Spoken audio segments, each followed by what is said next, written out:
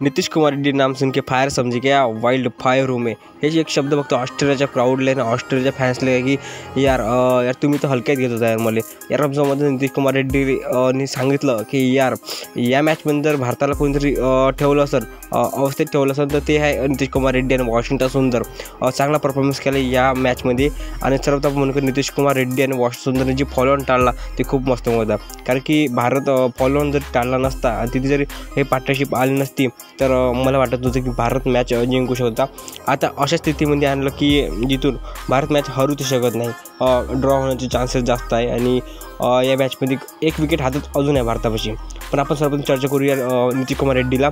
नीतीश कुमार रेड्डी हा असा प्लेयर आहे जो आपला जो आपण समजू शकतो की आपला जो फुल यार त्याला म्हणू शकतो की आपले योगदान जे आहे ते पूर्ण देत आहे, कारण की पहिल्या टेस्ट मॅचमध्ये चांगला खेळला, दुसऱ्या टेस्ट मॅच, तिसऱ्या टेस्ट मॅचमध्ये आणि आता मेलबर्नमध्ये चौथा टेस्ट मॅच सुरू आहे त्यामध्ये भाऊनं यार मेडन सेंचुरी मारली आहे। मेडन शतक आपण कायला म्हणू शकतो, कारण की यार मेडन सेंचुरी सर्वांसाठी मोमेंटची गोष्ट असते, कारण की कोणी पण म्हटलं की यार फर्स्ट सेंचुरी आणि ते पण आपले फादर असले यार त्याचे फादर होते खूप भावूक जागले होते हे मॅच पाहिजे जेव्हा ते चौका मारला त्यानंतर जे क्राऊड आणि ते फादर जे टीयर्स होते अश्रू होते यार ते आपल्याला सगळं सांगतात की यार फादरचे किती हे आहे।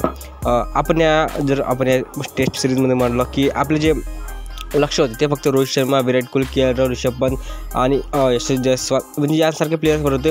कोणी पण अपेक्षा केली नव्हती नितीश कुमार रेड्डी एवढा चांगला खेळेल, पण नितीश कुमार रेड्डीने सांगितलं की यार मी इथे पण आहे आणि नितीश कुमार रेड्डीने एक चांगली सेंचुरी मारली आहे आणि जे सेलिब्रेशन केलं ना पहिल्यामध्ये पुष्पराज म्हणजे अर्षदक म्हणजे झोकेगाने साला यार सांगून दिलं, त्यानंतर मग केलं यार बाहुबली सेंचुरी मारल्यानंतर बाहुबली सेलिब्रेशन फादरला दाखवून खूप म्हणजे रिस्पेक्ट मोमेंट आलं तिथं नितीश कुमार रेड्डीला।